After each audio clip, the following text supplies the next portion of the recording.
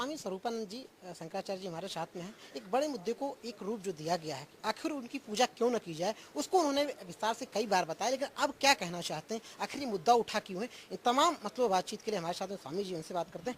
स्वामी जी, क्या कहा जाए, ये जो उन्होंने कहा हुआ है कि साईं की पूजा आखिर की जाए तो क्यों न की जाए, क्यों आखिर ये मुद्दा क्यों है? ऐसा है कि जो हमने बात कही है उसका उत्तर आज तक किसी ने नहीं दिया है।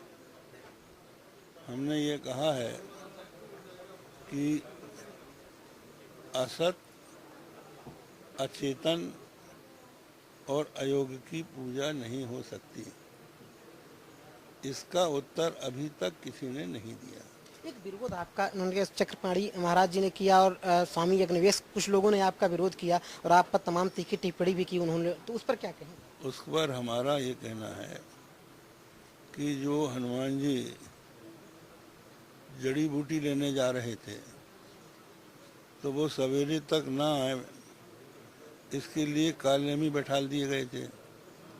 इसी तरह से शिरडी के साईं बार के बारे में जो हम कह रहे हैं उसमें ये विषयांतर करना चाहते थे कि हम इनसे उलझ जाएं और साईं के बारे में बात करना बंद कर दें।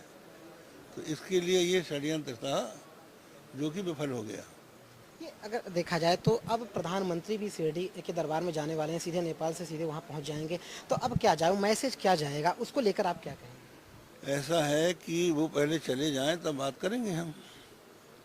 अभी तक तो हमने जो बात कही है कि वो जाने योग्य जगह नहीं है उनके।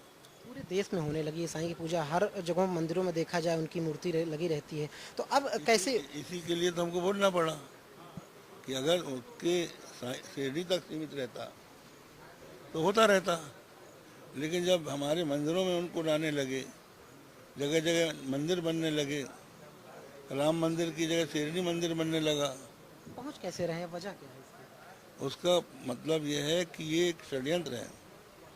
आपको हम आप बताना चाहेंगे कि इंग्लैंड की एक एजेंसी है, उसने ये खोज की है कि राम मंदिर के नाम पर हिंदू जब एक हुआ तो लोगों को इससे आशंका हुई कि कहीं हिंदू एक होकर प्रबल न हो जाए, तो उनमें फूल डालने के लिए ये साईं खड़ा किया गया है। ये इंग्लैंड की एक एजेंसी ने बताया है, तो उसी के आधार पर हमने ये बात शुरू की है कि भाई ये गलत काम है।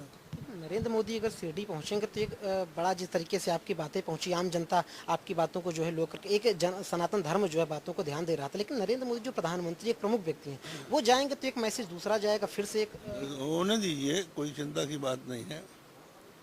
कोई भी हिंदू आखिर तो हमारे पास आएगा, उसको मरने के बाद राम नाम सत्य ही तो बोलना पड़ेगा कि साईं नाम सत्य बोलना पड़ेगा, ये बताओ। ये बनारस का भी मुद्दा, जैसे कि कहा जाए तो गंगा की सफाई के लिए जो है नरेंद्र मोदी जी ने एक अलग से मंत्रालय भी गठित कर दिया, बहुत उसको बढ़िया लेकर किया, क्या कहेंगे? बहुत अच्छा किया, उनको करना चाहिए। लेकिन जब साईं के चरणों में ही गंगा पवित्र होती है तो वहीं पवित्र कर लो, फिर यहाँ क्या कर रहे हो?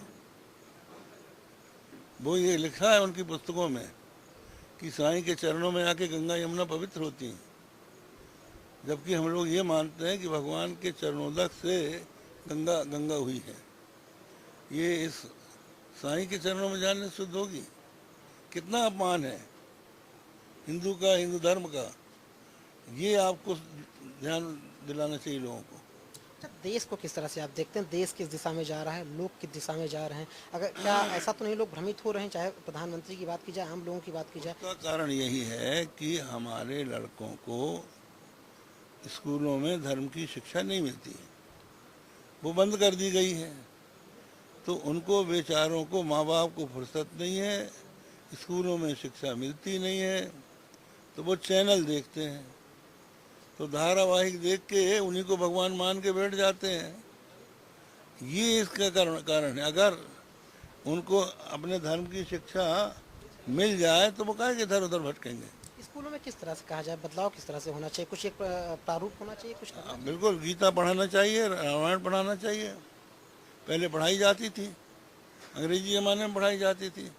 आज हमने क्या अपराध कर लिया जो हम आज़ाद हो गए?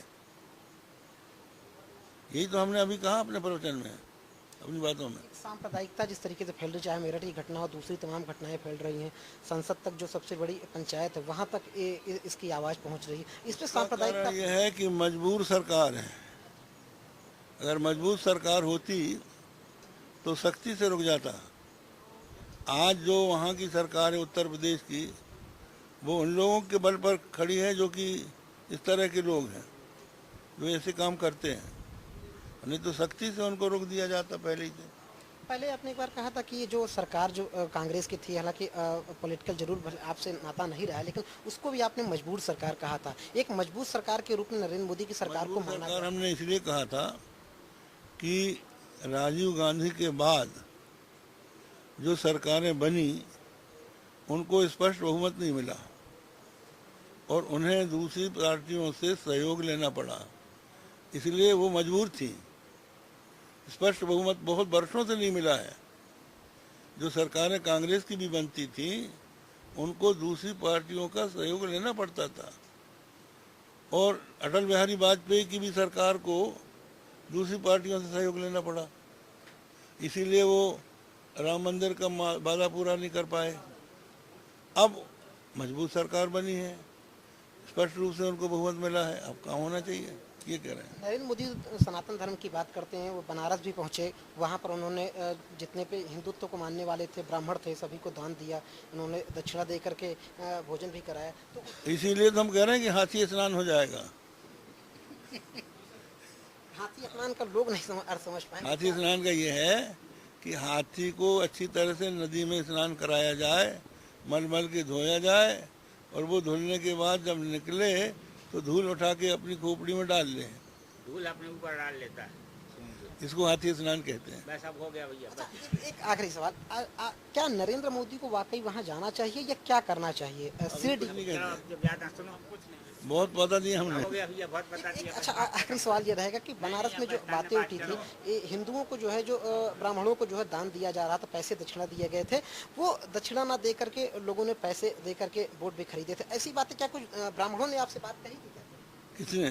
कुछ ब्राह्मणों ने आपसे दक्षिणा उनको ना दे करके उनको पैसे देकर वोट खरीदने वाली बात आप तक पहुंची? हमारी बात पहुंची नहीं, हम तो प्रत्यक्ष जानते बहुत हैं। बात है, सब विवाद वाली बात मत करिए। चलिए हो गया, चलिए हो तो गया। ये बात जो हमने कहा कि एक महत्वपूर्ण बात ये निकल के आई कि बनारस में जिस तरीके से गंगा नदी के बाद जो धुलने के बाद जो चल रही मंत्रालय भी बनाया गया, लेकिन एक महत्वपूर्ण मुद्दा यहाँ पर आकर के उठा कि जो नरेंद्र मोदी की सरकार जो वहाँ अगर जाएगी तो उसका भी खुलकर के विरोध भले स्वामी जी नहीं कर रहे हैं, लेकिन इनके मन में एक कहीं ना कहीं इस बात को लेकर कसक है। लेकिन केंद्र की सरकार जो आई है, अगर सत्ता में बैठी है, तो कहीं ना कहीं बनारस पर भी जो जीते हैं उस पर भी स्वामी जी की तरफ से जो उनके पास जो पुख्ता जो जानकारियां मिली हैं, सबूत मिली हैं, लोग जो उनके हैं वो सबूत देने को तैयार हैं कि उनकी सरकार में और उनके जीतने में भी कहीं ना कहीं तमाम सवाल खड़े हो रहे हैं।